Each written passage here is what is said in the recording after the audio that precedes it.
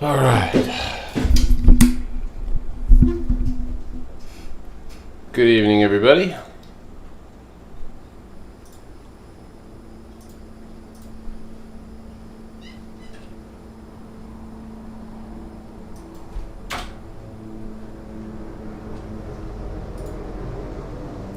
Mosquito helicopter.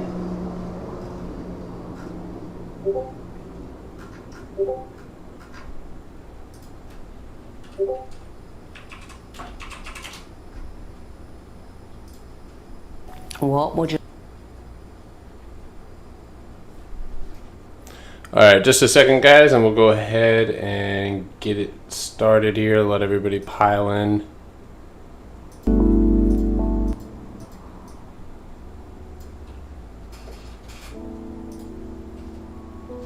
What's up, guys? Good evening.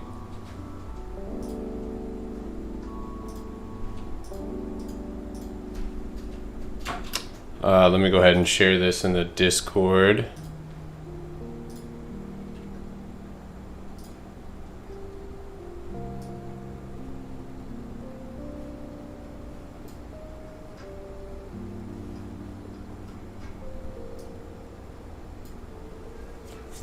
All right.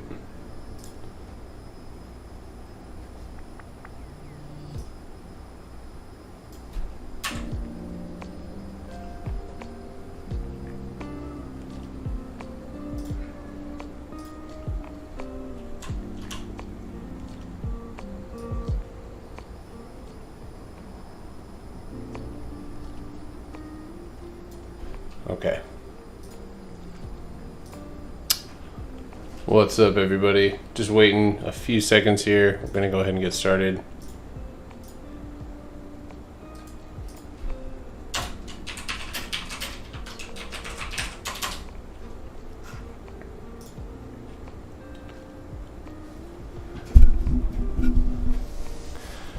What's up, everybody?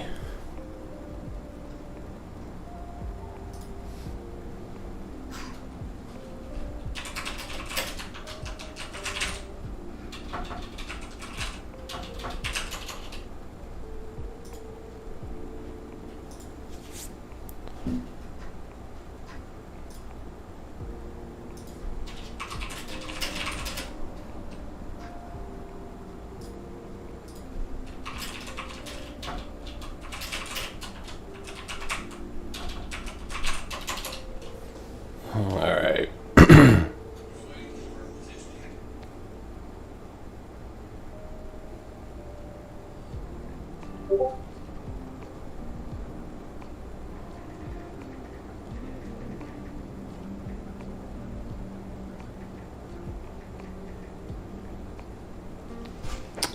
All right, there we go.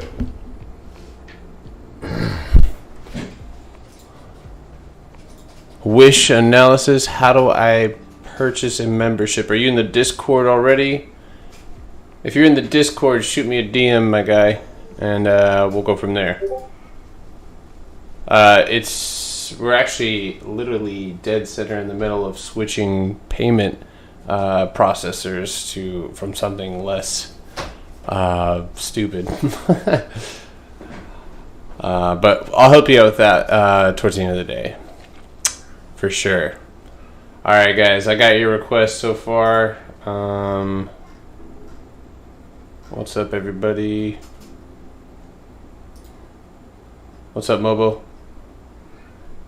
I wonder who else is present. All right.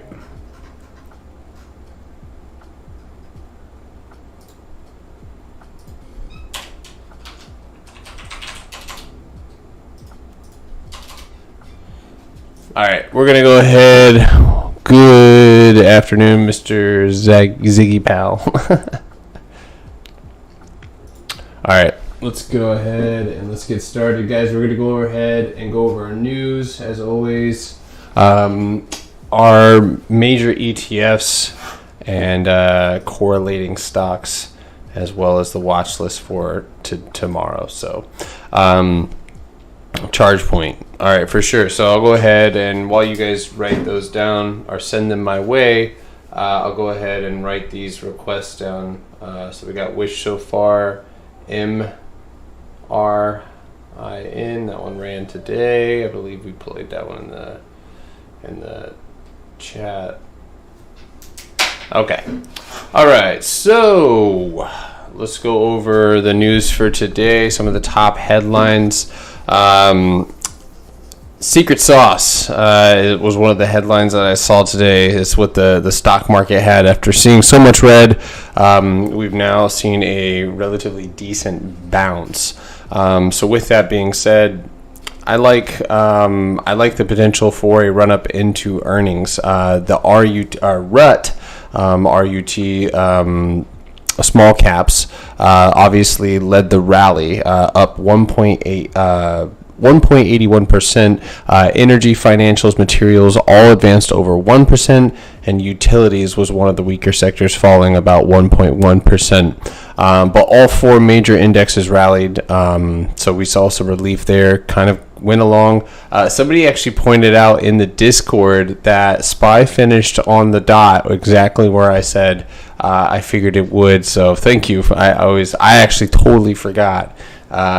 Sometimes there's so much going on, so many questions that get asked, I forget about half of the things that I think about, so that's I want to help you people. But one of the bigger gainers today, as far as stocks you're familiar with, we see DKNG ripping 6.7% after introducing the DraftKings Marketplace, a digital collectibles platform for accessible access to NFT drops.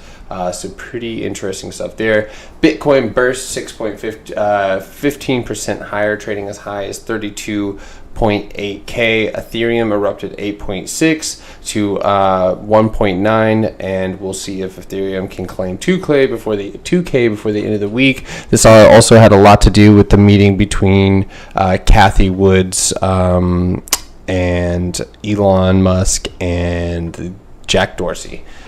I have a hard time remembering that guy's name. I don't know why. Anyway, Moderna, one of the top movers as well, marched 4.4% to record highs after joining the S&P this morning. It is, of course, one of the index's top performers after its performance running up 187.4% year to date. Also, congratulations to the Bucks. Giannis, I can't even say his last name. I know that's kind of off topic, but I know that's over with. So, congrats to the Bucks for winning the Super Bowl. I'm just kidding. The NBA title. I don't follow sports that much anymore. CMG catapulted 11.5% to new highs. AME ascended 19%. Sava moved 29.5%. I think a lot of you guys actually caught that. Hold on one second.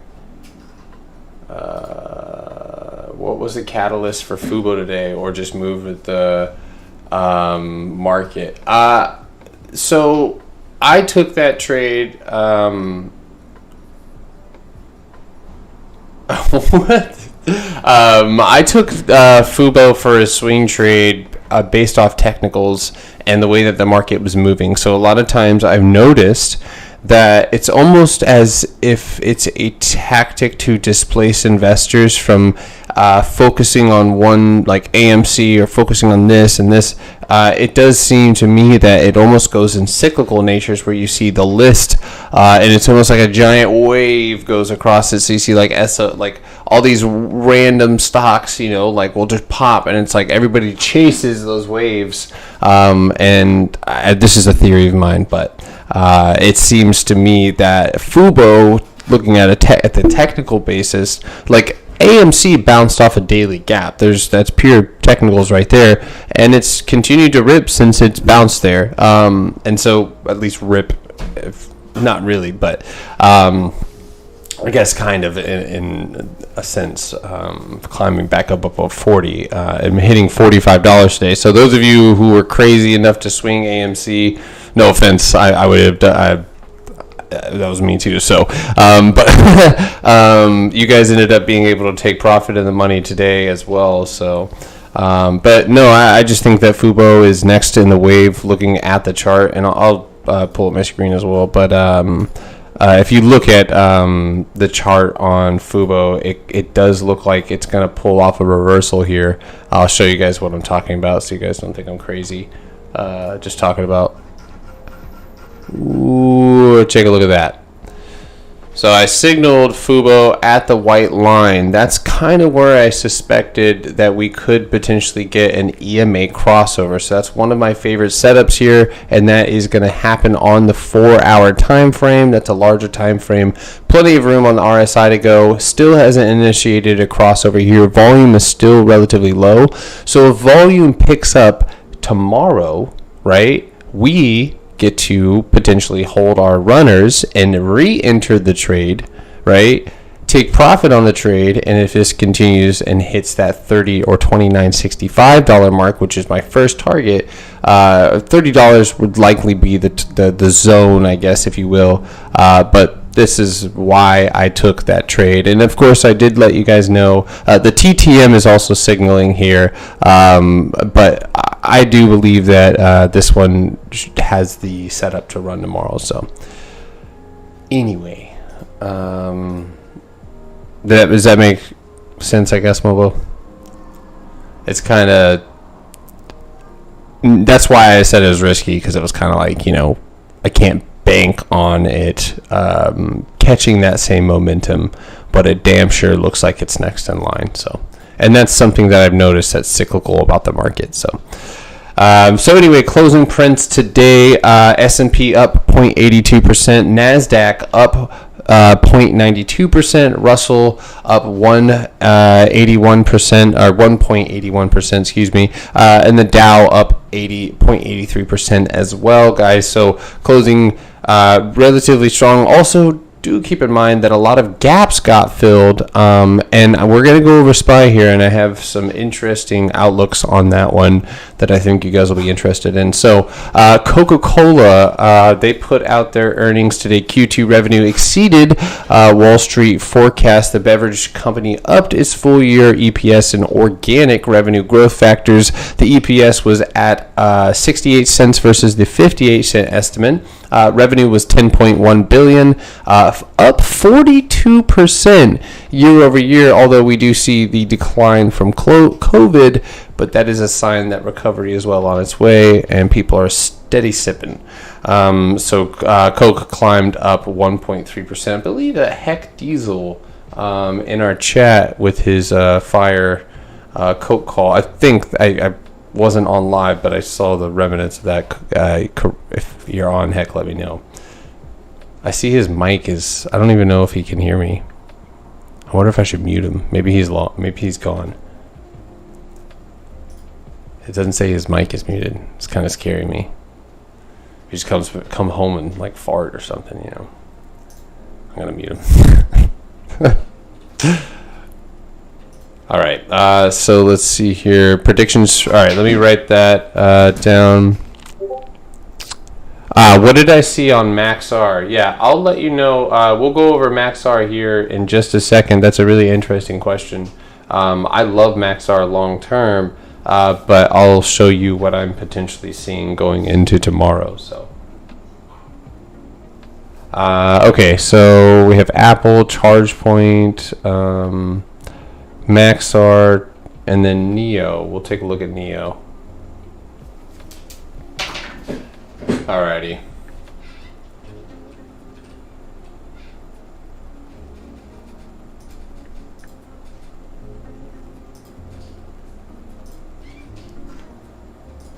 Alright, so what I want to do next here, after we finish the news, is go over those charts. Let's see here. Hold on. Okay, let's see here. One of the top news here is chip makers are building new foundries to keep up with demand. Of course, you guys know about the chip maker or semiconductor shortage. The Intel will invest $20 billion to expand its foundry business. World leader TSMC will spend $100 billion to keep up its market lead. But if chip maker make the chips, then who makes the equipment that makes the chips? ASML is one of the biggest producers of semiconductor equipment, and the company reported Q2 earnings today and absolutely crushed it, as you could probably imagine. APS was $3.04 over the $3 estimate, up 41% year over year. Revenue $4.84 billion versus the 4.93 billion estimate, up 21% year over year. I think they have that. ASML also reports in euros, just FYI. But anyway, they moved up 5.4% today. I think in my long-term account, I actually still hold shares of ASML. This one was a long time play for going back to February. I really dug this stock, and I've just kind of been holding long-term shares in my long-term account on ASML. But the interesting thing about this, now I don't like that it's left a massive gap beneath it on the 4 hour and the daily, and so it's more prone to reject here, despite investors' hopes. But it is worth watching here. I think above this level, ASML is, because obviously this demand for chips is only going to grow, and of course the production means there's only going to need to expand, and that's where ASML comes in key. So did I write that down? Hold on one second. Or did I get that right one? ASML. Yeah, okay. Just want to make sure I was charting the right one. Okay. That's about it for the news. I'm kind of keep the news short. I know you guys probably saw the meeting. If you haven't, the online meeting with Elon, Kathy, and Jack. That was if you guys haven't watched that, please go watch it. It's super duper interesting, and I think it holds some key messages about the future of cryptocurrency and how these billionaires feel about it. So okay, let's get into funny enough that you brought up NIO, because when we go over that one, I want to go over the unusual options that we had today. So okay, so right off the bat, I'm going to go ahead and cover a few of the plays that I signaled today, that a couple of you guys are asking me about. So right off the bat, we had a question about Maxar. So Maxar, but despite having a 55 yes.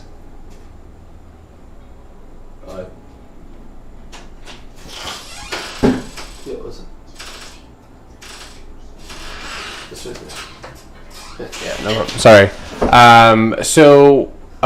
With Maxar, it hit and rejected a key supply zone right around the $29 level and bounced really, really hard, going up to meet this resistance here at the 50-day EMA. So obviously, I'm not super heavy. This is a starter position for what I could use these profits to roll into something longer, because I'd like to acquire more shares of Maxar at some point, despite the market fear and stuff like that. I'd still like to have shares of Maxar for the long term or the long run. So with Maxar, in my opinion, a climb over this 50-day EMA would at least at a minimum have it up around 36.15, which would allow our calls to go in the money. That would be the next resistance or next target. In between that, the only other target is 35.50, which still puts our calls in the money.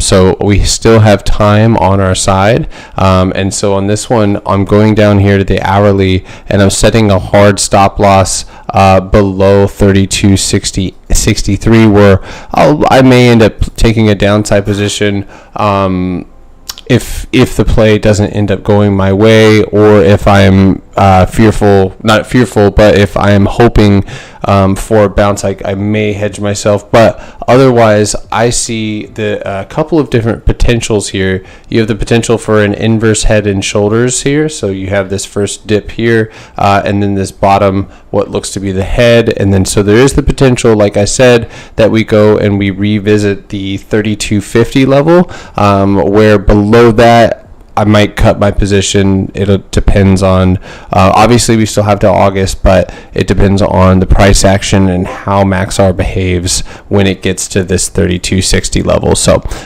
it's long, so we're safe, and I'm actually looking to add to my position if all goes well tomorrow. So I like this stock to at least hit our target, which is not too far away, and at a minimum hit the $36 or $37 level. So if we're lucky and it breaks trend, then I think that we could at least see the 40s at least by next week if the market stays in trend. So if you guys want to hop on the YouTube, it's going to be way easier, and you guys can drop some requests. Disney's a good ticker. I'll take a look at it. Disney actually had a really interesting... I ain't gonna lie, that thing was kind of boo-boo today. It still has an interesting setup, but it was kind of boo-boo. All right. Again, so with MaxR, you guys have my ideas on this one and why I took this call. I'm okay with a little bit of a pullback. It's on you if you want to hold through that, or if you want to hedge yourself. 32.50 is that bounce level, where if we get a good bounce, I'll average down there. Another play that I called was Microsoft. I called the 285s for next week. I know a couple people actually took some calls going out till our weekly calls, which was a little bit risky, and I didn't approve of those. But this one does look like, at a minimum, it could go and hit this previous high here, and if I pull that across, that's going to be right around 284.20. Now, before I move on from this stock, I think it's important that you guys see my target on Microsoft. So I just told you guys before that if Microsoft can break or hold 280, which it has successfully done, that more than likely Microsoft was going to go hit the $300 level. And if this trade goes well, I may long it and do just that. So if you take a look here, you can see that we are holding what looks to be, and I haven't lined up, but this is like a linear deviation, right? So basically what that is you have a channel, and in between that channel, you can mathematically divide it. There usually is going to be some form of respect handed down at a certain level, and if it can't hold that level, it'll end up pulling back.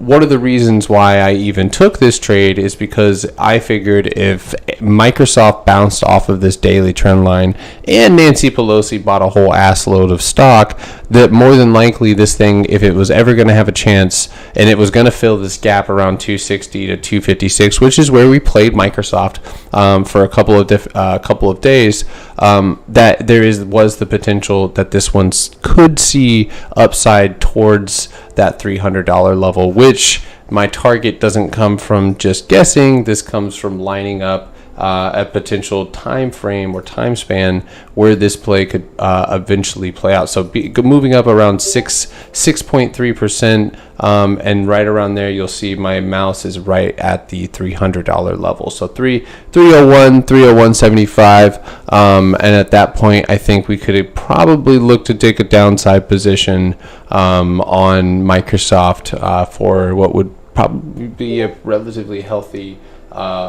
pullback. So but anyway, that's my logic right now on Microsoft, both long and longer, I guess, if you will. You guys have my target for tomorrow. A couple of different midterm targets, or little tinier targets, I guess, that we might macro targets that we might experience. I've been having a hard time with words today. Is going to be the obviously psychological numbers. So 282 is going to be at that one of those main targets. 283, and you guys can see where my lines are marking out are all psychological numbers. And then of course 284.15 is where we're going to need to see the most oomph from Microsoft. But more than likely, I'm going to get out of that trade before that we hit that mark. I don't really know if we have what it takes to hit, break and hold, but I will explore the possibility of taking $300 calls if we do end up breaking this top resistance line. So, woof. You know, if there was no context there, and I just read that out, like woof, you know. Yeah, I know it's the ticker, but I made it more than that. Oh, God. Okay. So, we've got Microsoft, we got Maxar, and we got Fubo. Also, I don't know if anybody took my call. I signaled it several times. It was kind of just like Fubo. Sorry, I'm mocking Justin. This, I took GRWG $40 calls. They were pretty damn cheap, and this one actually has a pretty good setup here. I think that at a minimum we could go retest the 44.75 level at a minimum. If anything, I'm going to hold the calls that I have, the $40 calls that I took at 39.80, which are in the money over $1, and I'm going to hold them until we get to 42.81. But anywhere past that, we could have the potential for an EMA crossover, and with momentum in the cannabis industry, GRWG should follow suit. GRWG is following this downtrend here, and if you look at it, one of my favorite things when something breaks downtrend is the EMAs or the moving averages follow close behind and don't lag. If they lag, more than likely you'll get a pretty hard pullback. And so in this case with GRWG, we're seemingly opening up for what's going to be a pretty consolidated little pocket here, I guess, if you will. So 42.75, I expect a little bit of consolidation and then that EMA crossover pushing us up. So I know Georgie's a fan of GRWG. There's a couple of different people in the chat. If you guys don't like options and you're you can play shares, you have heavy equity, it's not a terrible stock to play either, because it does tend to move relatively fast. Yes, we are going to go AMC and game. If you guys want to hop on the YouTube, it's going to be a little bit easier for me to chart these tickers. It's in the bio and all that good stuff. So, but I will absolutely go over those. Game, Semi, yeah, we can go over that one. AAL, yeah, if you guys want to just hop in there. Super consistently this week so far. Nice, yeah, SPY's fun. Until it's not, but I retired from SPY. I play the Qs now. It's much for the finer things in life. I am here from TikTok. Awesome, welcome. Yep, I am done going over my watch list. Obviously, I want to update you guys on the watch list going into tomorrow.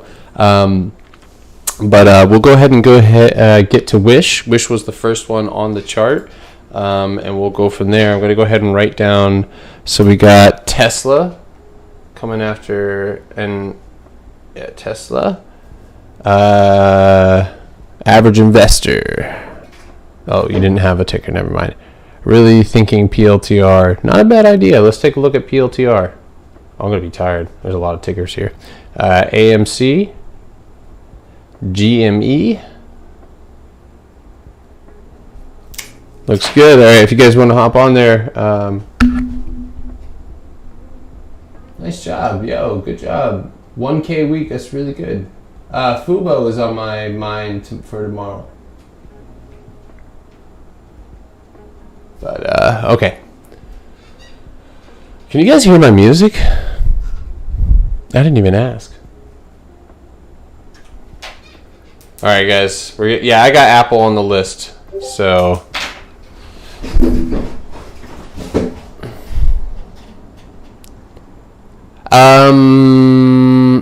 yeah, when Maxar pulls back, I think that it could be at least a good, it depends on what your DIS. Okay, DIS for it to reach 185. It needs to break 185 so that it can get to 190 where I wanted to go in the first place, but it didn't make it there. So, alrighty, so let's go ahead and jump into Wish. And by the way, I'm going to be marking, I want you guys to pay attention because I'm going to be marking alerts, right? I want to let you guys know that my alerts that I pay a little bit of money for on TradingView make me a lot of money. A lot of times I'm able to catch things before they run because I chart it, I always set alerts on things because it might end up running in our favor. And Wish is one of those things. I actually got an alert on Wish today and yesterday that it broke this trend line. And this is like what some would call a descending megaphone. I know there's a lot of those, so if you guys aren't familiar with it, I understand your confliction on listening to somebody who says a descending megaphone.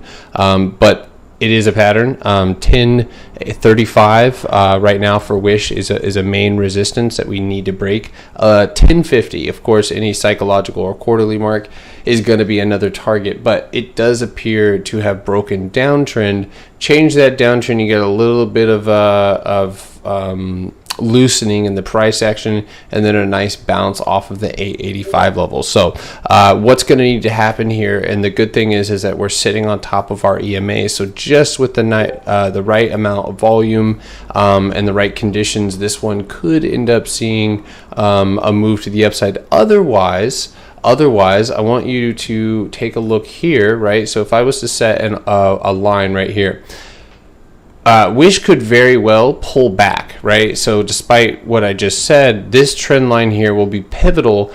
This yellow one that I'm highlighting right here, this one's going to be pivotal in holding up Wish. You can see that shorts are here. They are present, just as they were here where it did end up rejecting. So if it does end up falling, watch for it to pull back to this line here, 950, maybe even wick down to this previous resistance. And if you probably have guessed what I'm talking about here, that would possibly and more than likely form a inverse head and shoulders, which is a reversal pattern. And also I have seen this descending megaphone pattern run into after a breaking downtrend where the conviction wasn't quite there, but the trend still was, and then it ended up using that same megaphone pattern to run down to that support and bounce really well. So it could build that inverse head and shoulders there, and that would bring these moving averages closer together. That's really important for me.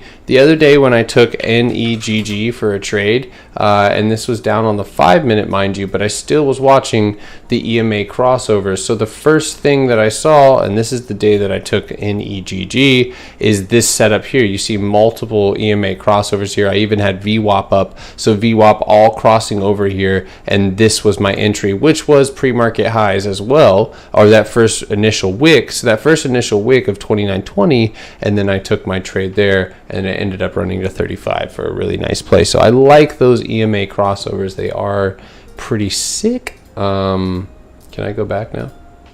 There's Wish. Okay.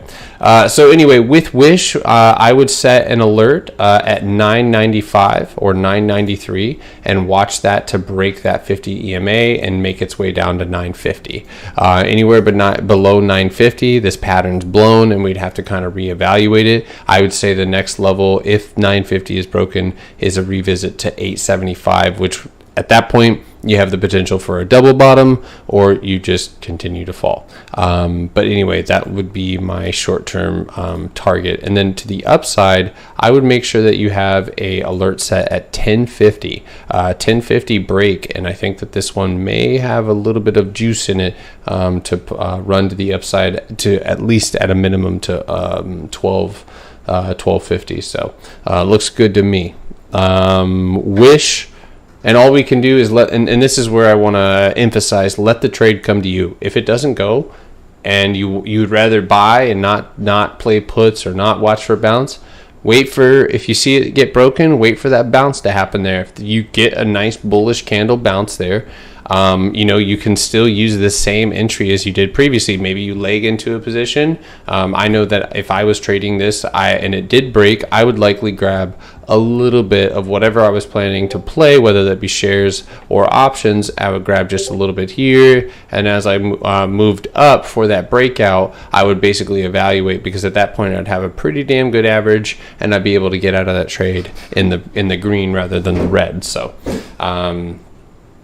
and then again, obviously it could go and pop immediately, break 1035, and then cruise to the 1050 level. So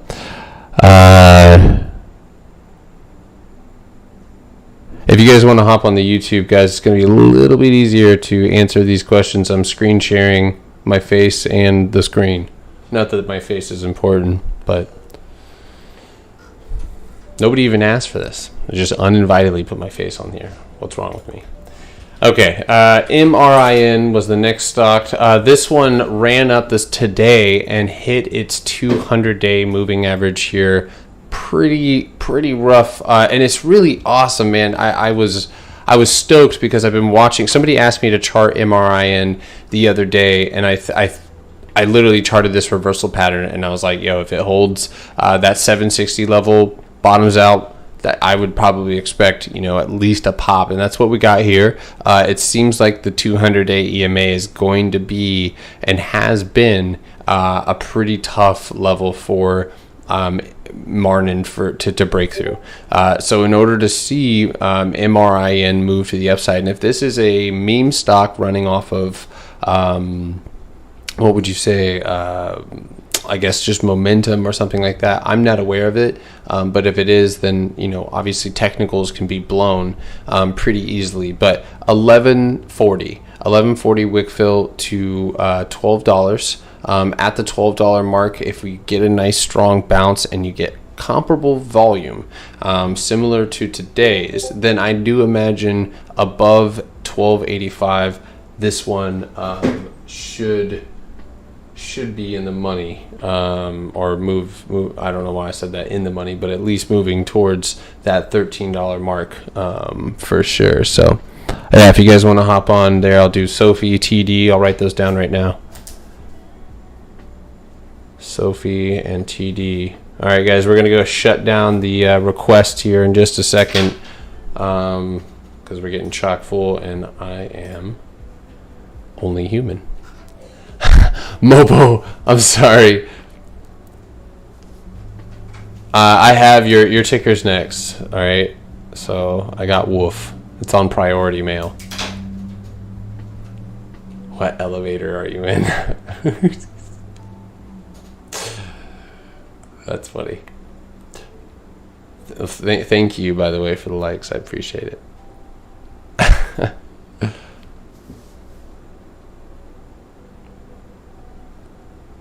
DK and G. Did I already write that down? I believe I did. No, I didn't. Okay. DK and G lost 152 on Disney. The trade fell right.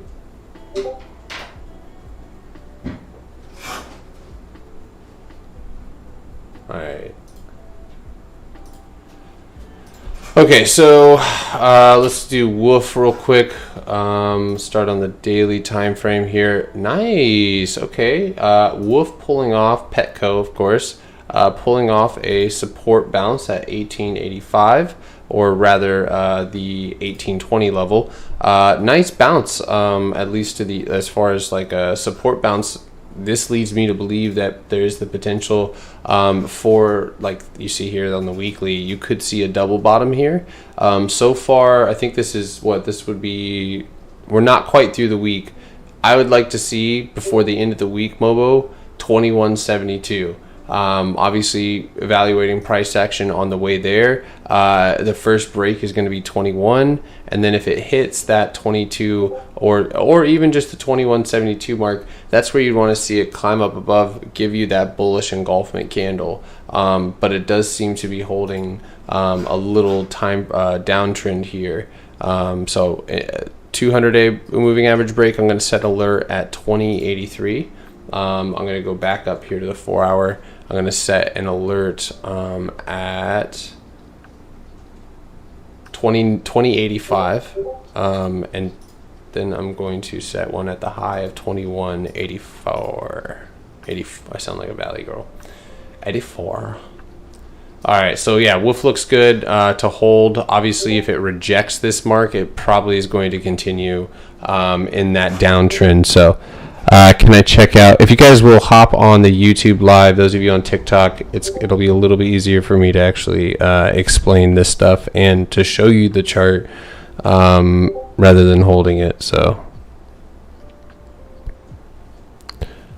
okay, so we got wolf. We're gonna go ahead and keep it moving. Charge point. So I don't know how I have all of these tickers charted, but here we are.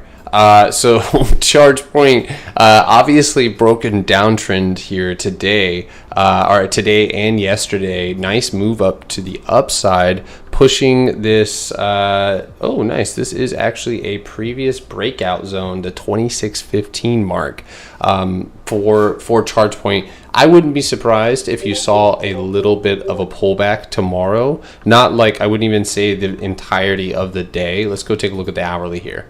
So you have this 200-day EMA right here, 2645. I'm going to set an alert there as well. Anywhere past that, you've got 2685. I'm looking short term as well. If you push that and the sector is in tune, then I think that you could see continuation through the week, at least into the $28 level. Otherwise, I would expect, and like I said, I would expect some type of consolidation in this area on charge point. You do have these moving averages lagging just a little bit. And so what you can do here is you can go ahead and draw this bottom line right here. And you can mark that support, right, as your trend line. So that way, and we have multitude of different factors backing this up. We've got 2 bounces off support, and we also have this 20-day moving average here, which hopefully you guys can see. Let me lighten this up a little bit.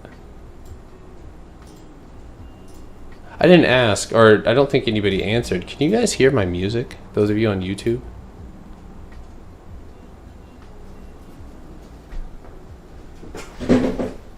You're funny, Mobo. No, I haven't covered Alta or Target, but that one's coming up next because I know that you requested that earlier.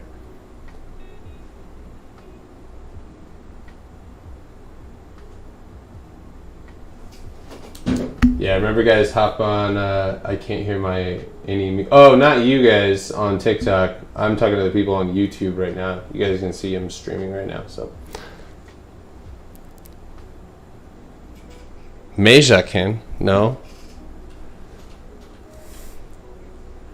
Somebody can. That's cool. I just wanted to make sure it wasn't distracting anybody. All right, so with charge point, again, that 24 or 2650 level, 2645 level, watch for some consolidation here. You've got your trend line, set an alert on that as well. So you got that alert, right? You can just left click on that trend line, add an alert to it, add an alert to this 200-day moving average, and now you pretty much got it trapped. And so you want to this is where, again, the definition of letting the trade come to you. So if it wants to bounce and do all this stuff, that's fine. But if you want to take it to the upside, then you want to go ahead and set that mark at 2650 with volume. Obviously, one thing to take note of is the RSI is looking a little exhausted, and the MACD isn't showing considerable strength like we have seen before. You can see that strength kind of tapering here. So I would imagine a pullback tomorrow back down into the 25.65 level. You may even gap up, right, to 26.35 or to that target I gave you now, and then pull back or taper into support. So that's the level I would be watching there. Yeah, if you guys want to hop on YouTube, it's going to be a little bit easier. Let me, you know what? It's going to be easier than saying that every 5 minutes.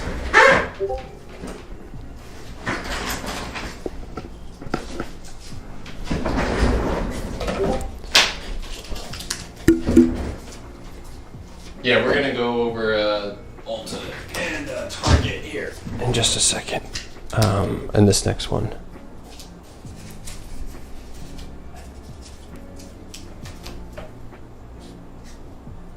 Shit.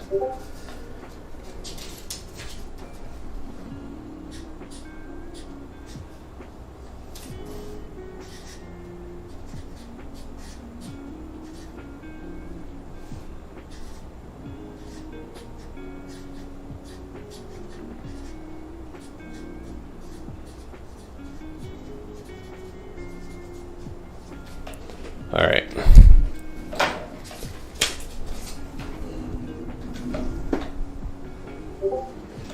There you go.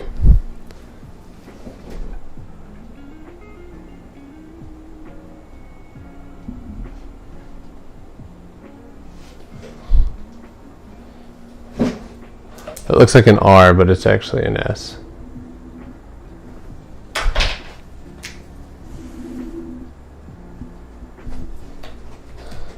Okay, sorry about that.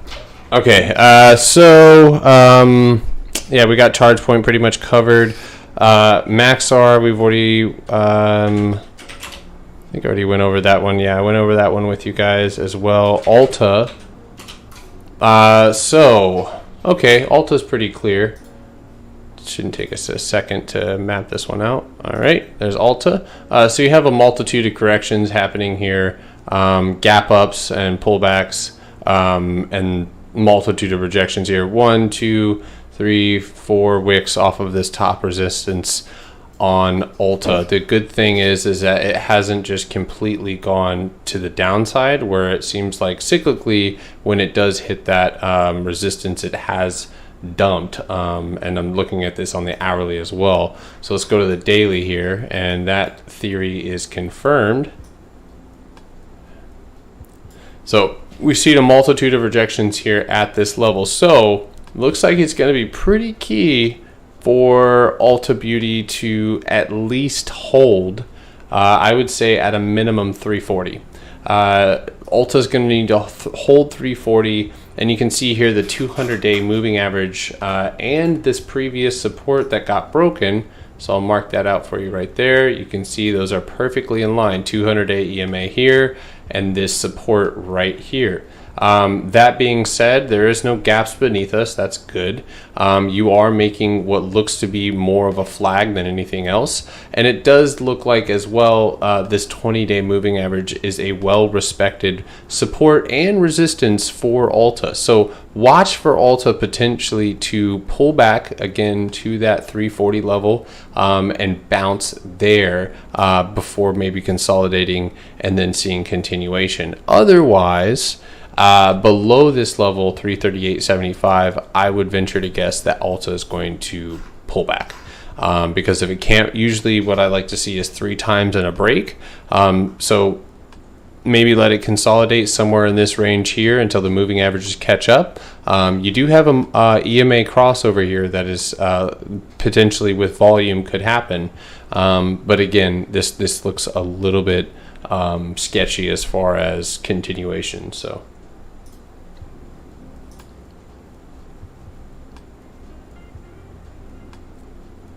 Oh, Mobo. I can from TikTok, and now I see your face.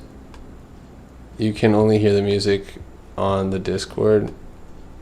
Is it romantic? I'm just kidding. NVIDIA? Sure.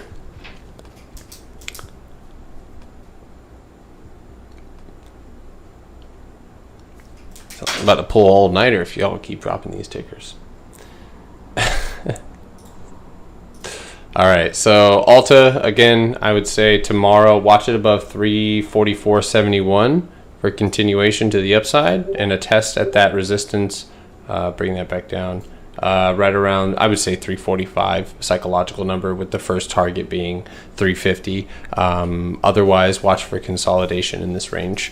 And then as far as, that's not a ticker, Target is concerned, so Target actually looks pretty damn good. I'm pretty sure they just got some price target upgrades as well. And this one holding this support and resistance looks like you got a decent little flag here. Obviously you do run the risk of a smaller 1 hour triple top, which is rather rare. I don't see triple tops quite often, but does look like there was very little strength here to the downside, or on the MACD here as well. So in my opinion, this is a pretty clean setup on target. Watch for a reasonable push out of this level. The moving averages as well, like I said, are still relatively close. Let's go look at the daily.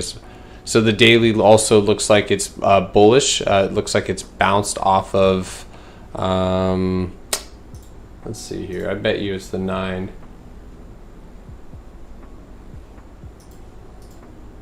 No, that's not it. Let's pull up the whole ribbon indicator. Ah, there we are. So that's what we bounced off of today. So we actually bounced off of the 9 and the whole ribbon indicator, and we've held that ribbon for the most part. So anyway, I would say above 156.50. I'm going to set an alert there. I think an early entry could be if we don't gap up, could be today's high. So right around 256.31 could be an early entry there. And then of course to the downside, your support is at 254.35, and that's where you would need to obviously evaluate targets moving at that point. So okie dokie. So we got Target, Apple, my friend. Okay, Apple's really easy. Again, this one, it seems like every single one of these is charted, and I don't remember charting some of these. Okay, so with Apple, it looks like you're staying pretty heavily consolidated near your resistance, whereas you can see previously you've seen rejections that have caused Apple to pull back relatively hard. So anywhere below 144.85 on Apple, and I think that you see a trip down to 144. Otherwise, if Apple can rally up tomorrow with SPY, then watch for Apple around 145.85, anywhere around that mark, and I think that Apple with volume will end up breaking to the upside with the first immediate target of 147, and then of course the secondary target of 150, which would only inevitably come after that. So Swappy, awesome Swappy, glad I could help, man.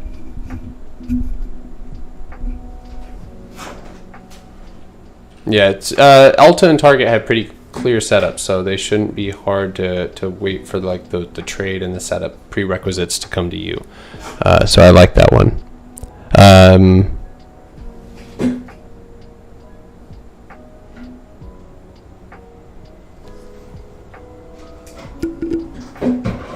want you guys to see my egg sandwich. Oh god. Sorry, I have a empty sandwich wrapper. Okay.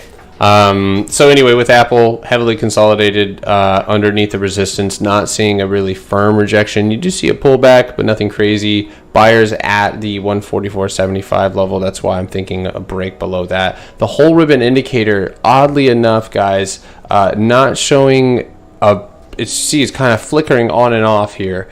And one of the things that I need it to do is flip and show that green ribbon. And as well as, let's go here. If you see, where is my top of that ribbon is right around that mark of 146.65, about 10 cents short. So 146.65 on Apple, bullish trend resumed. And I think that we could go and retest that one. And the gap was filled, mind you. Now, I will say, I don't like when we have dojis like this one. Right after a bullish day like this. So gap fill and then indecision. So we need to make a decision tomorrow. Otherwise, Apple goes back down to 142.36. Period. Forex is a scam. No, Forex is not a scam. It's the people who run the shit are scammers, it seems like.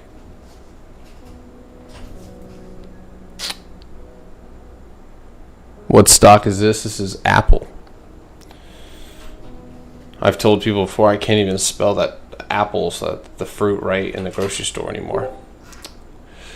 All right. So again, this one is already pre-charted for us. Brought to you by Past Me, I guess, because I don't remember. Anyway, this one downtrend broken. Obviously, within the last 2 days, we've seen NIO break downtrend from where we attempted to short it. We were actually trying to short it at $42.63 down to $40. It all happened in pre-market. Never able to catch it. Did make an inverse head and shoulders here. Beautiful EMA crossover here to the upside. HMA right now is at 47.29. EVs have been relatively hot. Chinese EVs in particular.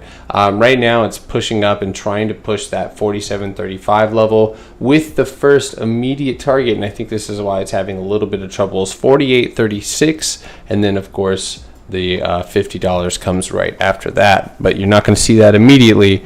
It's going to take a little bit of time. So yeah, not a problem. Tesla, we're going to be going over Tesla next. That's next on the list. Again, those of you on the TikTok, if you guys want to hop on the YouTube, it's also, I'll be on live tomorrow morning as well, so you guys can hit the subscribe button and catch that, but I will be able to take your request a little bit easier because it hurts my neck to turn like this, and I know you guys can't see this chart.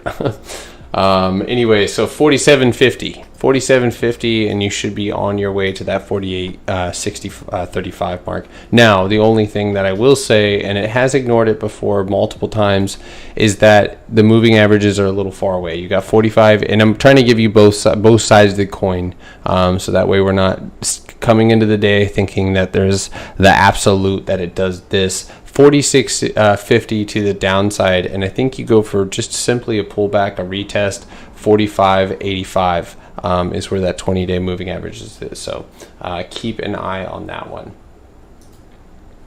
VWAP. Hold on a second. Yeah, so VWAP as well, sitting flat. So 46.32. below VWAP, and then you could see a little retest of 45.85. So maybe just stay away from this zone until it picks a trend, because you don't want to try and short it unless you see a really hefty rejection. Can I go over SPY? Yeah, absolutely. In fact, I feel like a dingus because I forget it, or I forgot to do the major ETFs. How's NVIDIA looking? There was so many requests, I crumbled. SPY. Let's take a look at SPY. I'll get back into that one. I think that's a little bit important that I go over SPY really quick. The reason why I wanted to go over SPY, guys, is this top resistance line here. I'm going to make it really short and sweet. Resistance line broken in after hours, and that top whole ribbon indicator, which is at 434 like 90, so like some change just underneath 435. It looks like here in after hours we have broken that, holding underneath that HMA. So do expect, right, if we open up tomorrow, watch for a retest immediately of VWAP. Immediately, right? Wick down, scare the shit out of everybody. Then from that point, I think that there is the high potential that and let's pull this back up here. Sorry, I'm just double checking that I'm not tripping here. So yeah, so anyway, I would watch for a potential wick down to retest the resistance that we just broke, and before making our next leg up to 436.50. That would be the first immediate target that I have for SPY. After that, I would say 437 to all-time highs. We're not too far off. So we've pretty much V-shaped recovery. Once again, thank you, Papa Pal. So yeah.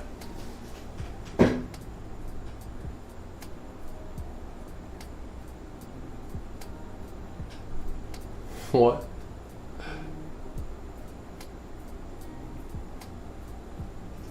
Oh man. Damn you. Mobo. Ouch.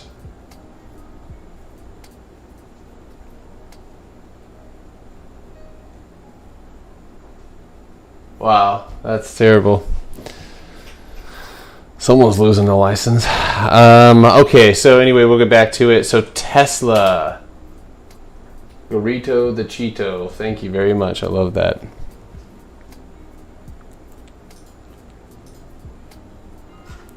Sophie, is NVIDIA on my list? Yes, it is. NVIDIA is down there. Sophie's not, but I'll put it on there now.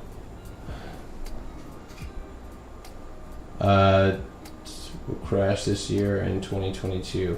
I think that a catalyst is needed. Period. End of story. As long as there is means in place to protect a crash, there will not be one.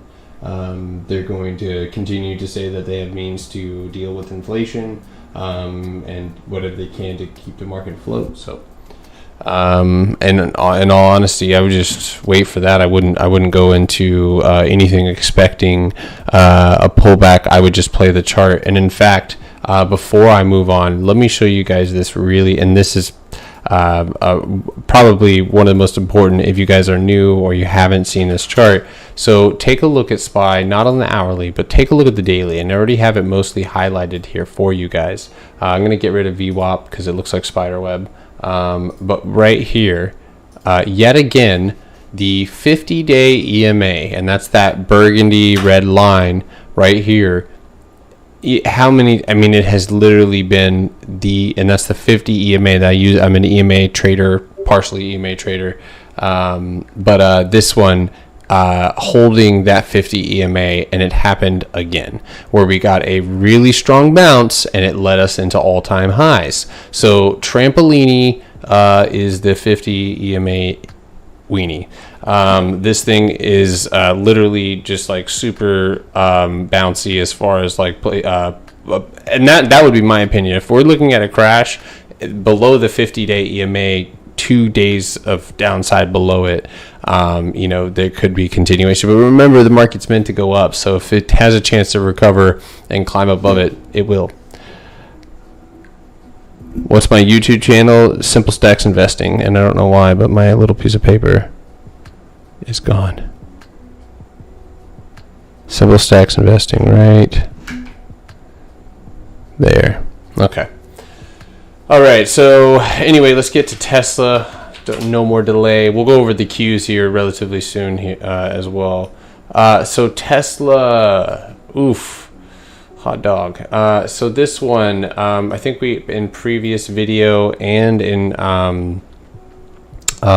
pre-market prep, I went over the trade on Tesla, guys, because one of the things that I noticed is Tesla, the whole ribbon indicator is losing momentum. You can see it looks like it's about to switch over and flip red. And I don't if you guys look at previous trends, this thing really don't lie. I mean, the whole ribbon indicator on the daily, for the most part, you see a lot of indecision here, but this one actually, Tesla has somebody there who looks at the charts, and he said, he literally said on this day here, the day before it would have broken that support and died, or gone to the downside and made Michael Burry a happy guy. This thing just, they said we've got the new inclusion. And then immediately green ribbon. But just based off technicals right now and how fiercely Tesla has rejected, it has to, and I mean has to, climb above 676.44 and hold a daily candle there bullishly in order to see continuation. Now, all of this goes out the window with the fact that earnings are right around the corner on the 26th, right? Because whatever it does in between now and then, it has a perfect pocket to consolidate in. Whatever it does between now and then is going to be the catalyst for what direction Tesla takes in the future. So I honestly, I know this sounds far-fetched, but I would be paying attention to insider selling on Tesla and see if anybody's selling something abnormal, obviously something not for taxes, but something out of the ordinary, and maybe that may be a sign that they know. Who knows? I don't know. But Tesla usually dumps on earnings, if I'm not mistaken. Yeah, it starts to downtrend. So a downtrend for Tesla would put it back down into the 550 range, really, for Tesla. So do you use PC to trade? I do. Yeah, I built it. Well, me and Nick built it. Yeah, you got the bull in there.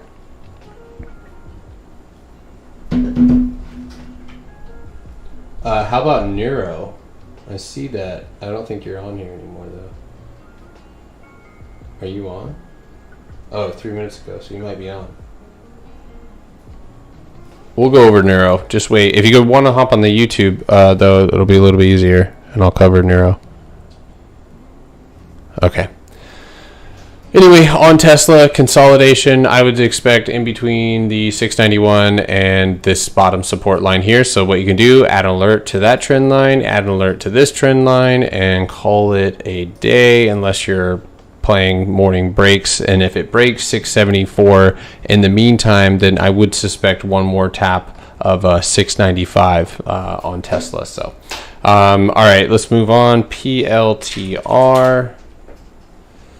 All right, so PLTR still kind of looks like hot dog water right now.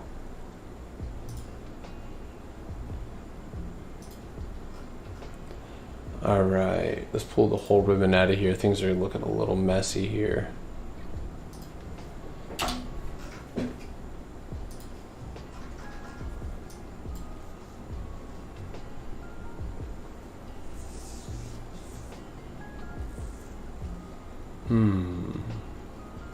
That gap will get filled one day.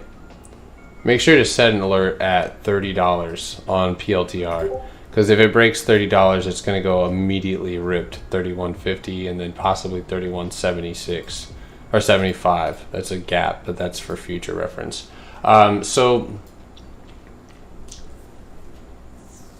I want to say that I don't like the volume. Now we still have a while to go here.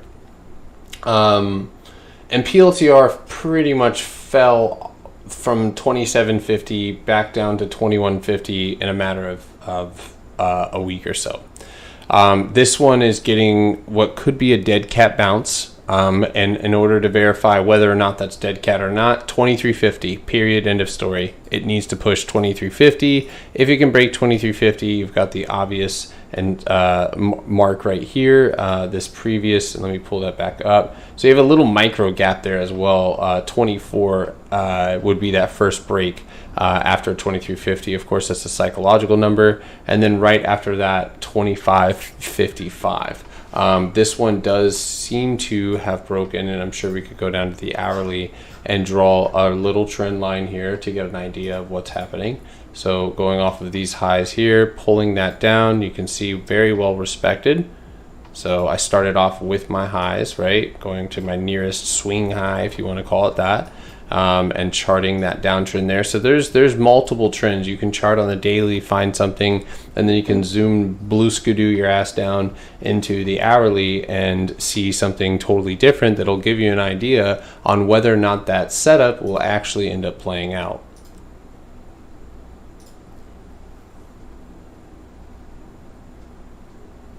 Oh my God.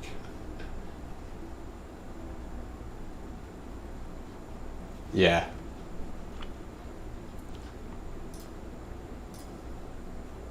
Do I go on Discord every day? Yeah, I am on literally on Discord every day. Yes, we're gonna go over those as well. Can we make a music request? I just got, hopefully I'm not putting you guys to sleep, but I just got like low key music right now. Thanks, Grammarly. I don't need you. All right, let's see here. Okay, so on PLTR, I like what I see here, but I do think that you could reject really quickly, scare some people off. This 200-day EMA, 2271, period, end of story. The target above that is 2345, that target that I just talked about. Otherwise, watch for a little retest of around 2235 if you break 2235, or you can just set an alert on this trend line, right? Let me double check that we're not. No, we're not. Okay. Okay, so right here, below the 20-day EMA, I would set an alert here, right? 2235. And then 22 on the dot. Otherwise, and in that case, you break those levels, you're going to move to the downside. Above 22.25 2285 on PLTR. Push past that, and I think that you should see solid continuation to the 2350 level. Anywhere past that, 2435 period, right there as well.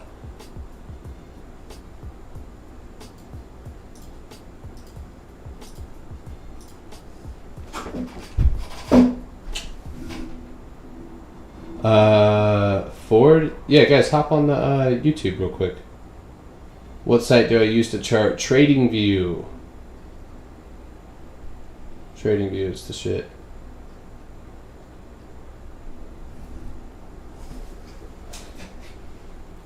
All right.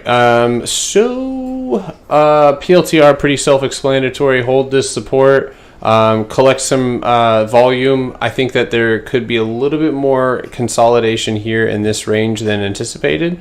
So be careful to watch this trend line. But so far so good. The RSI is one of the only things that I'm not digging right now, is that it's pushed up right here and the MACD is rolled back. So again, watch for a little pullback before you take this long, because it does look like it might need one. So okay, PLTR, we got AMC. So AMC, I'm pretty sure we talked about this one the other night as well, but this one right here, coming off of these lows, are off of these, let's see, the gap fill that we talked about the other day. Coming off of that gap fill with a double bottom, clearing this downtrend that was started on June 29th.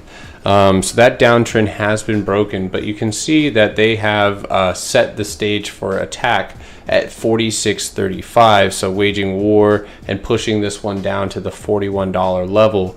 So there is a lot of fight that is happening here. I'm glad a lot of you guys were able to TP, and not only TP, but TP into the money. What I did notice as well was that it did retest a previous support of 46.71 before rejecting. So it looks like that we may have to sit on our hands a little bit more. This is what looks to be an inverted hammer on the daily. Normally what that means, those of you who aren't new to candlesticks, the candle opens up, buyers push this candle up all the way to 46.35, where sellers resume and they push it down all the way to 39.97, where buyers were able to kind of relief bounce it back up to 40. So it's going to be crucial that AMC holds, and obviously technicals are, you can shake a stick at them, and sometimes they just don't work all the time when you have meme stocks. But in this case, for AMC, it's going to need to break and at least push back over yesterday's high in order to see continuation, or at a minimum hold the $40 level. Anywhere below $40, and this one is likely going to exchange this resistance, right, that we were holding up against as support, and hold that support and trend back down, unfortunately. So it's got to hold. Volume was decent today, but again, remember, they're keeping investors scattered in some regards when it comes to this stock. So you know what? Yes on BA, because BA was a sick trade. I wasn't going to do anymore, but I'm going to do BA. Let's see, 1, 2.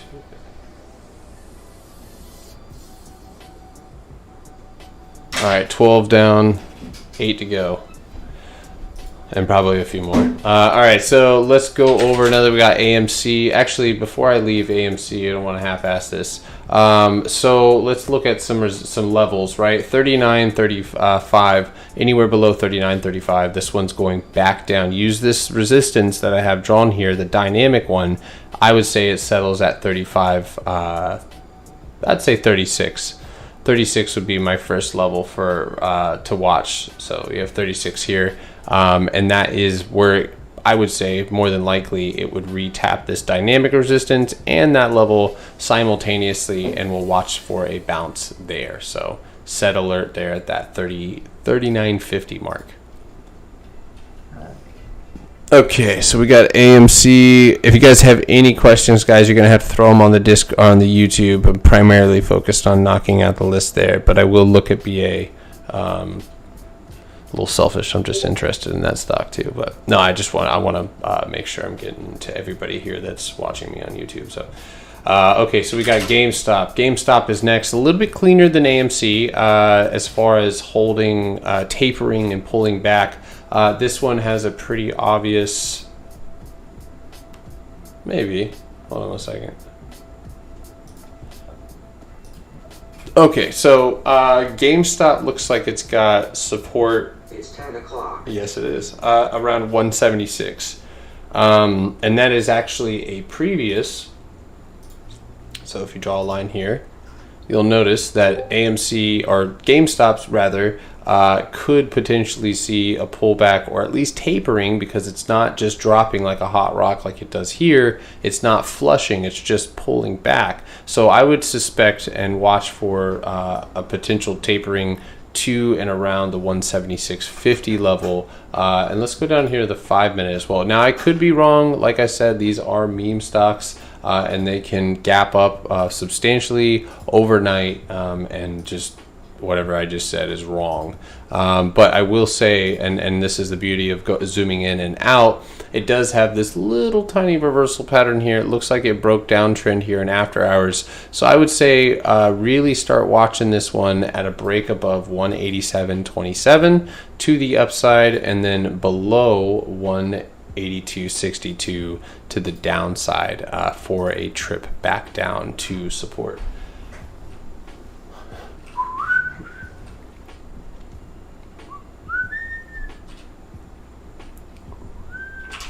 Disney. All right, so Disney, straight boo-boo. So Disney has awesome setup. It has a real potential to go and fill its gap. That gap right now starts above 178. That fill and that gap fill on Disney is likely going to put it at 179.23.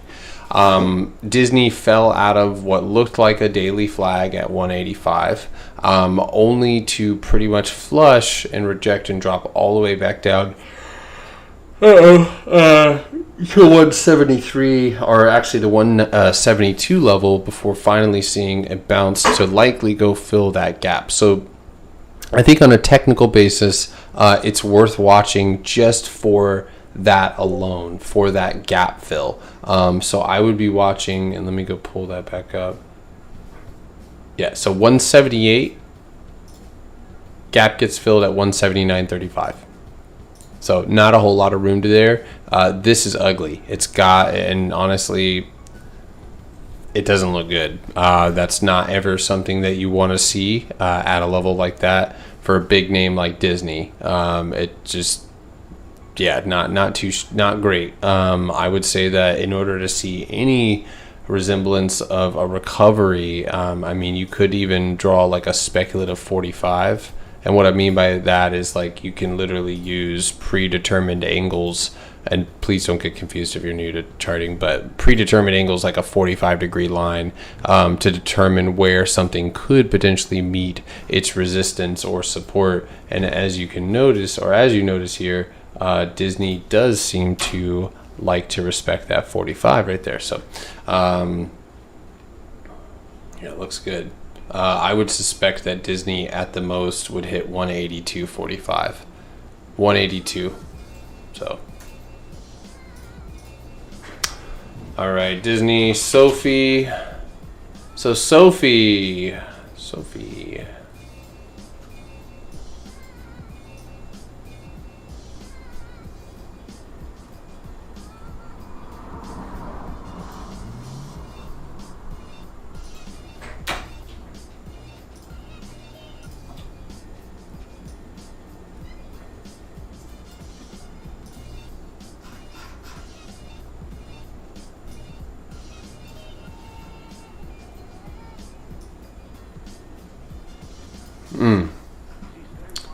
Money. Look at that. So look at the beautiful wicks. Beautiful angle there. Nice retest there. Little tickle. Breakout. 208 moving average climbed above it. Let those moving averages catch up. Above 1685. on Sophie. This one has good direction here. Might need a little pullback, so watch for a pullback to 16 even, which is right around where that 20-day moving average is. But other than that, it looks good for a potential reversal.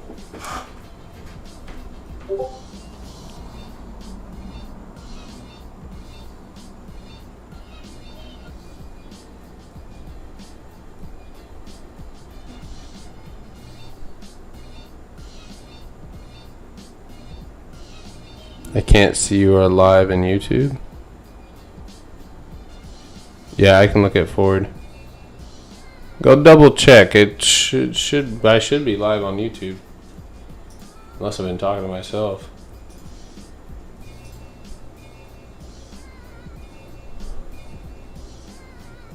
You like me in the slow mode? Did you catch Zillow? Yeah, okay, I got it. Zillow. Yeah, we're gonna go over the cues. We got just a little bit longer to go. Almost done, guys. TD, DKNG, NVIDIA. I had Sophie written twice, so take that back. Yeah,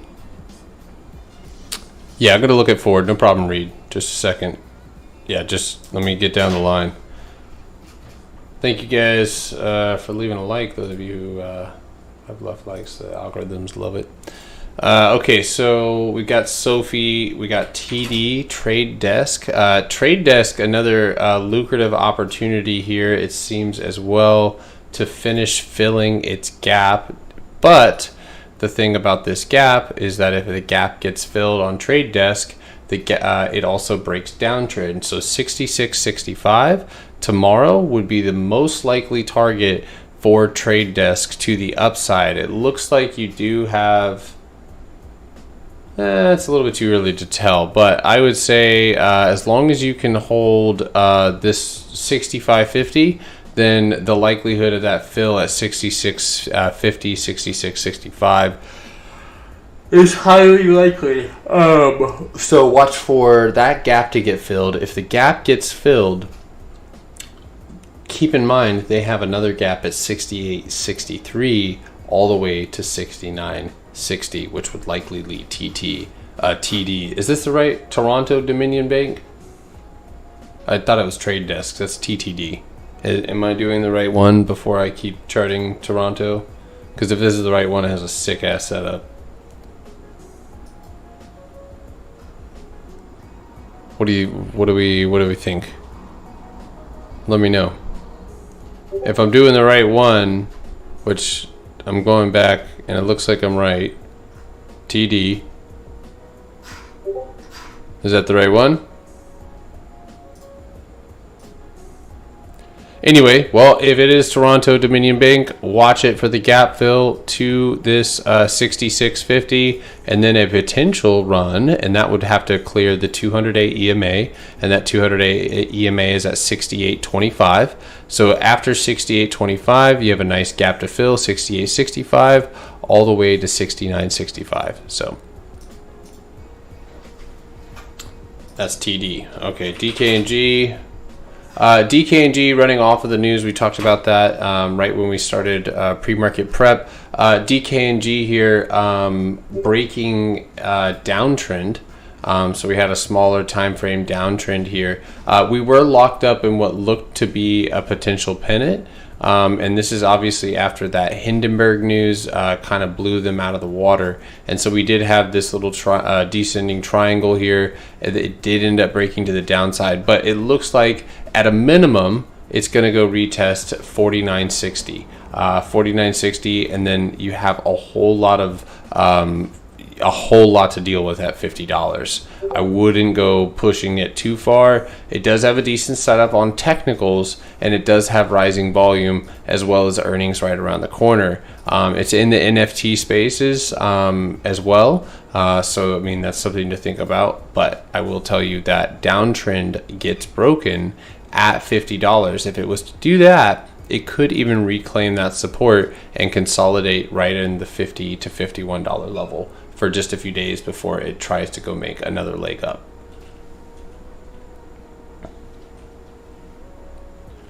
Okay, NVIDIA. Didn't I go over this? No, I didn't.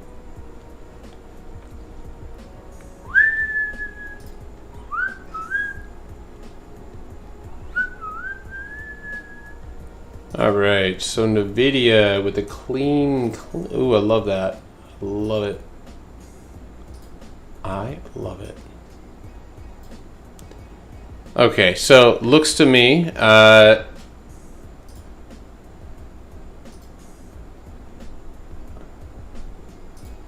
that you're going to want to be really careful.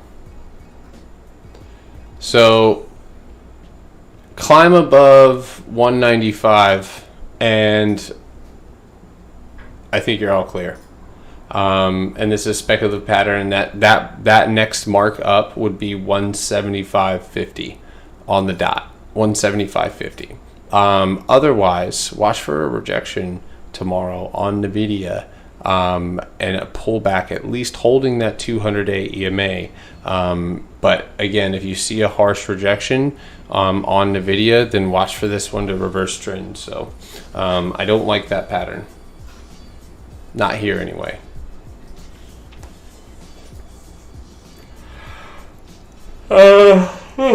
It does look good. In some regards, yeah, it does look good, but I would just set a firm entry at 195.35, 195.50. So, all right, we got BA. So BA, beautiful breaking downtrend today as well. I love this one. Had a really strong bounce off of support. Let's go and pull that up. So we'll go to the daily here and give you an idea what I'm talking about. So funny. Ah, man, I love it. So I saw this goofy ass looking like trend line here, and a lot of trading guys is intuitive. And I just saw this like dynamic resistance here, and I just kind of like dug down into the lower time frame because I just had to figure out where this was taking us. And sure enough, if you pull this down, you'll see that we did correct, but that was the support that we ended up bouncing off of, and then we have broken this lower time frame downtrend. BA above 225.73, and we could see some continuation. But let me also say this.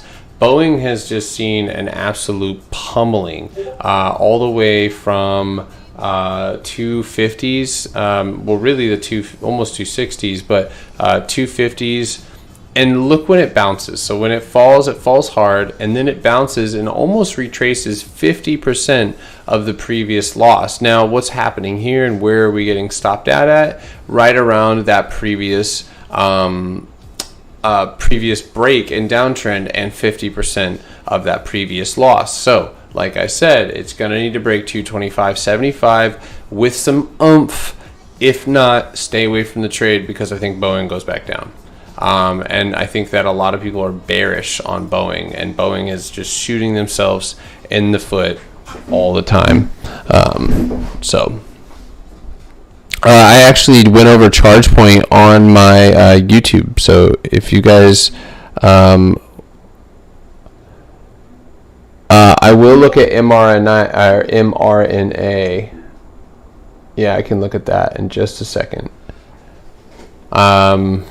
Okay, so we got BA here, Ford. Ooh, I love when I chart shit. It's like a gift from past me. Thank you, me. So this one, channel trading here.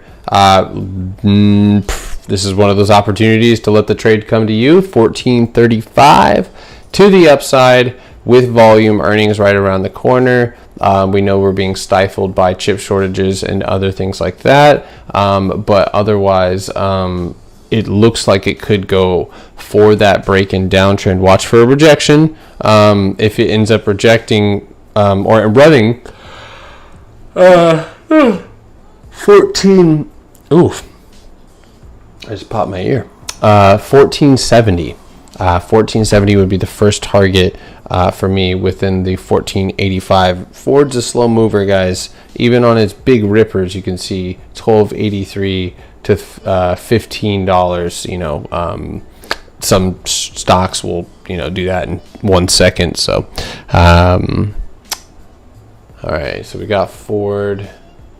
So anyway, watch Ford below, right? So below,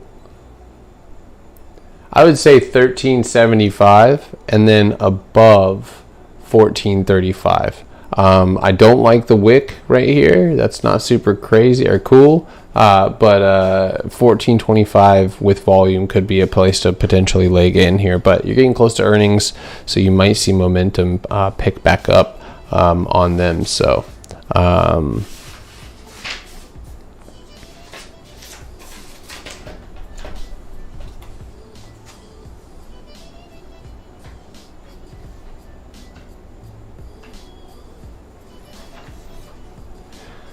Okay, what are you guys talking about?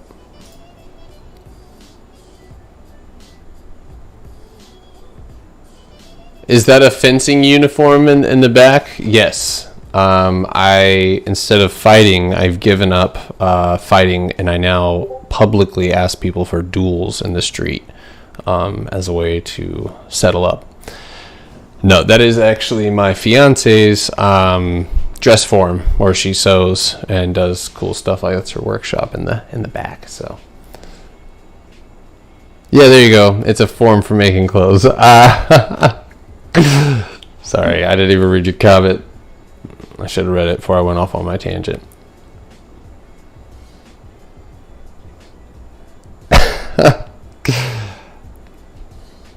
All right, guys. All right, so let's do mRNA, and then we're going to go ahead and get ready for tomorrow.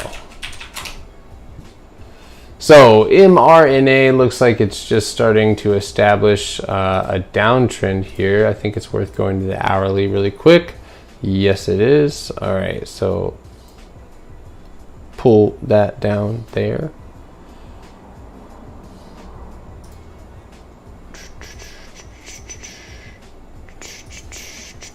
Okay, so got your range here. This pullback, I think that was profit taking, massive profit taking. I know that a lot of people there was vaccine dose numbers that came out that didn't help it either, but it does seem to have bounced off that 296.75.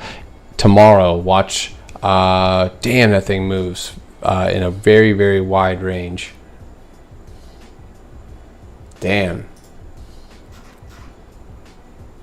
Okay, so I would start watching it at 322.75. 322.75 would be my mark. 321.78 might be a starter position place.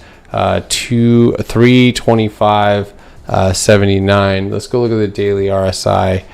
Yeah, man, this thing's getting rough. I will say it did have a pretty bullish day today, engulfing that previous day's candle, but getting stifled by the HMA. So like I said, above 328, and we should see a wick fill to 342. Excuse me, guys, I'm saying the wrong number, but yeah, that's mRNA. I would honestly be very careful. It's super overextended, and it has a massive gap at 271 all the way to 261. So it's vaccine based, and it's been a relatively slow mover. So the pullback could be a bit more exciting than the upside. So I would just keep both of those and be non-biased in that setup. I know I might actually set some alerts here as well in anticipation. So it's like somebody bought and then sold in the same breath.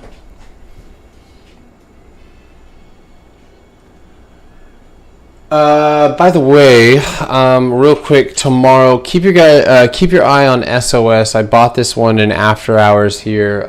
This is an equity play possible. I always scalp pennies at the bell now. It seems to have become a habit. So obviously I will be watching stocks like this, but this one has a heavy short float, and it's one that I've been kind of eyeballing as well. FUV is another one that I bought today, an equity, as it does have the potential for a short squeeze, not now, but in the future. So I'm collecting a bit of a run here, or a bit of a average here. One thing I can say really quick. Hold on. Clover Health has seemingly become number one interest. So I would say Clover Health tomorrow, guys, is likely going to be a runner. If you're up early and you can play shares on it, it might not be a bad idea to grab shares right off the bat if you see that pre-market run. That way you can add into strength, whether that be options or not. But at the moment, Clover, and if you guys don't write this down, and here's what you can do. You can go look at all the stocks that I just went over and go, if you don't have the level of learning or the level of experience yet to like say, okay, I understood every single play and the breakdown that he said, but rather I understood a couple. Pay attention to the ones that you do understand. You'll find that if you stick to what you know and keep it simple, you'll win a lot more. And then once you find that comfort zone, you can start branching out into things that are more experimental or more complex or just a little bit different from what you're comfortable with. So if you see a setup that is favorable, watch it and set alerts on it, just like I try and remind people, because I swear and I promise you guys, alerts are my best friend. I have alerts from months ago of stocks that I've forgotten about go off, and all of a sudden I remember the setup, I remember the play, and I'm like, holy shit, all right, this thing's about to move, and it's a good feeling, because a lot of times you catch it before anybody else does. I know somebody asked me to look at NIO. Yeah, Clover is Microsoft. I went over all of those on my live here tonight, so you guys feel free to hop in there and check that out. Clover, I think tomorrow, guys, set alerts everywhere. So 9:45, 9:50. HMA is at 9:57. I'm just going crazy with the alerts. So Wall Street Bets, top of the list is Clover.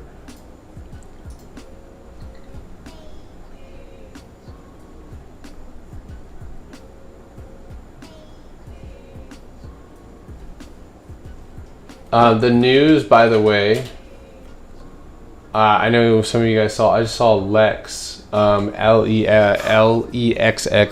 CEO Chris Bunga says that the use of dihydratech-enabled clocosine is results in drug recovery concentration in the bloodstream to 167% and 91%, respectively, mitigating the cytosine storm-associated SARS-CoV-19. So maybe set some alerts on that. And anytime I see news and it comes in after hours, I just go and set alerts on the stock at psychological numbers in order to get an idea of where I want to take it, or just to get a reminder.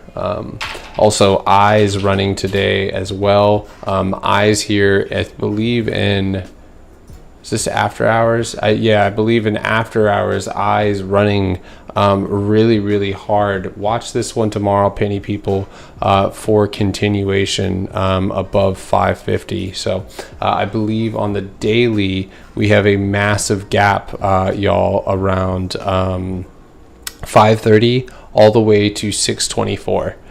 So watch eyes tomorrow to fill that gap potentially and go and retest its downtrend.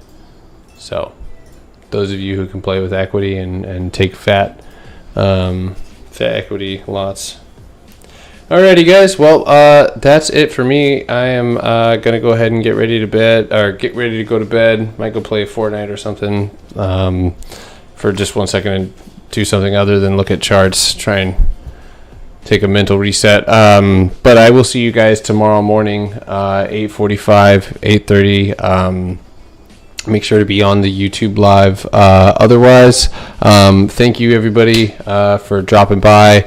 Remember to look at social sentiment sites tomorrow to see if those stocks that we talked about are still receiving. Also tomorrow morning we're going to be looking at Quiver quantitative to go look at some insider buying and selling that we could potentially look at tomorrow as well. So we've got a lot of things that I'm excited for tomorrow for potential setups. Again, we have Microsoft, MaxR, and Fubo for swing trades going into tomorrow. Fubo on speculation, Microsoft on the movement with the Qs. And you know what I'm doing, guys?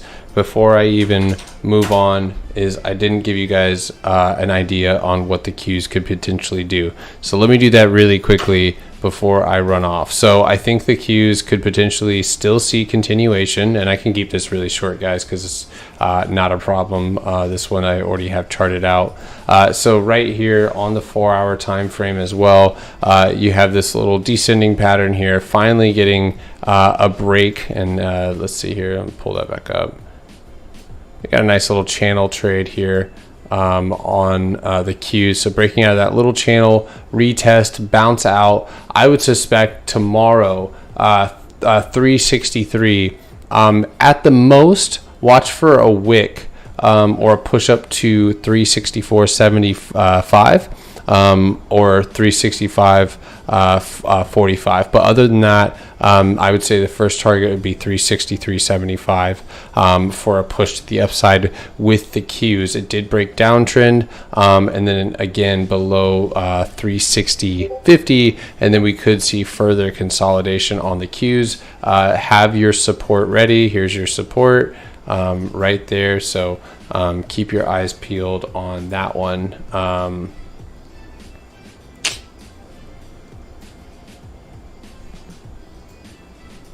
See. Okay. All right, there we go.